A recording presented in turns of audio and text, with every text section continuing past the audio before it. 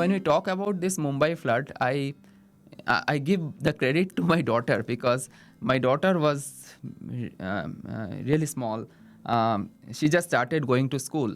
It was around 2019, and it was an extreme rainfall day, and it was in June sometime, and first extreme rainfall day, and every kid was in school bus, because there was an early holiday. Immediately the rainfall started, the early holiday declared, and the school released the kids, and kids were in school bus. Now suddenly what happened, the people were unable to locate where exactly is the school bus, because somehow network was not coming, and extreme rainfall, many regions were flooded. And for, this is the first time our kids are going to school, so we all were tensed. All the guardians or all the parents of that specific class, junior KG, all were tensed, and the tension was there for 10 to 15 minutes, of course not more than that. And immediately someone said that, oh, I could locate the position of the school bus, it's somewhere here. And he messaged to WhatsApp, and everyone knew, and everyone, they found it's working. So then we thought that, this is something which is called the power of citizen or citizen science.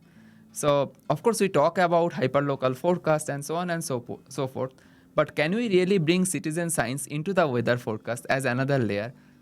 If it is because it is for weather, or is it for flood or anything, can that really help? And in that way, we started thinking about this Mumbai Flood Lab, we started calling it. And then, of course, then COVID started. We started discussing, but of course, we are not working on it. Then HDFC ERGO IITB lab, innovation lab was set up. And officials from HDFC ERGO was, they were visiting us. So they invited me, because they were more interested in urban flooding. Then I said my idea that we have to go for hyperlocal forecasting system, because Mumbai is very unique in the sense, like Mumbai has around 60 automatic weather stations, which are recording every 15 minutes rainfall information. Mumbai is a city which is affected by flooding at least 4 to 5 days within a year, in a season. And the best part of this is that Mumbai recovers also quite fast. So Mumbai knows how to recover. So this is a very unique city, which you may not get in the entire world. Such a huge rainfall, it gets affected, it recovers fast, and so on. So we decided that let's come up with some kind of a Mumbai Flood Lab. And this is what we did. HDFC ERGO liked this idea. They funded us, thanks to them. And then we started working. So when we started working, of course, it was a big team, but people were really tense that, such a real-time project, which is experimentally operational, because we will not do real operational thing, but we will do experimentally operational, where people can use our method. So when we started working, then Professor Raghu and I, together, we started working with students and staffs if we can really develop something. So the idea was that first is we have to improve monitoring. We have rain gauge stations, but we do not have flood monitoring. So what we did, we set up a few sensors, and at the same time, we set up a crowdsourced system so that people can inform if there is flooded condition.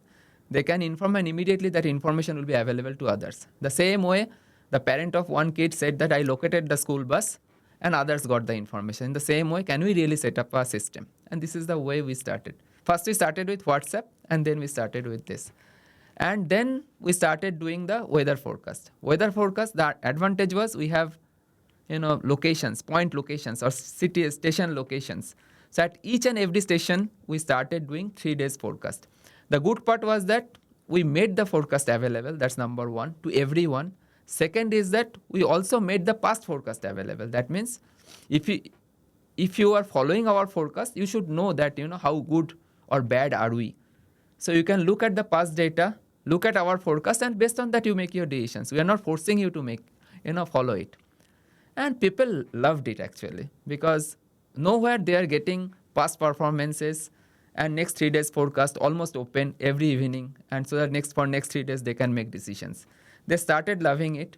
And then last year we got around 70,000 people started following our app, which is for 3 days forecast. We started nowcasting, 15 minutes interval forecast. This year we'll start flood forecasting. We have provided information of flood levels. We have provided information of crowdsourced information. And finally, we have provided information which railway stations are under stress. So all this information they are getting under one package. So people started loving. The best part was that BMC came to us, and the additional commissioner of BMC, Mr. Abhijit Bangar, who came to us, who was excited looking at it. He arranged a meeting at his office so that his office and also stormwater drainage system can work with us so that we can co-develop the system in a much better way.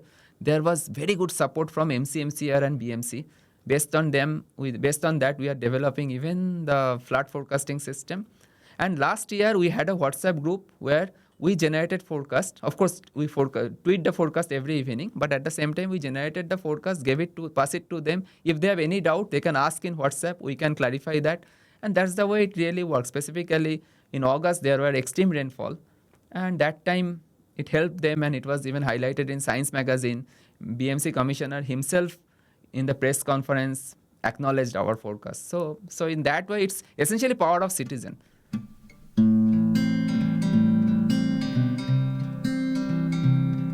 We have to go for hyper-local. One of the things is that probably from next year or maybe after that, entire country will be covered by radar. But one of the important part is that this data has to be made available.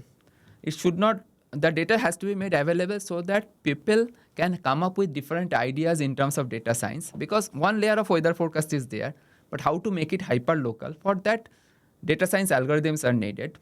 And you never know that data science algorithm may not come from a art scientist or from a meteorologist. It may come from a computer scientist. The same way Google DeepMinds came up with GraphCast, not a meteorologist, right?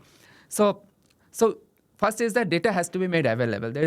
And once the data is available, then people can play with the data. People can play with the physics-based forecast. People can think in what way they can merge it so that the entire system is democratized. People can come up with newer tools.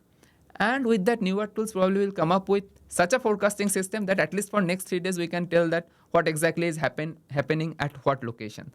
May not be perfectly, but with very good confidence. And that's what is the next few. I mean, data science is coming in a big way.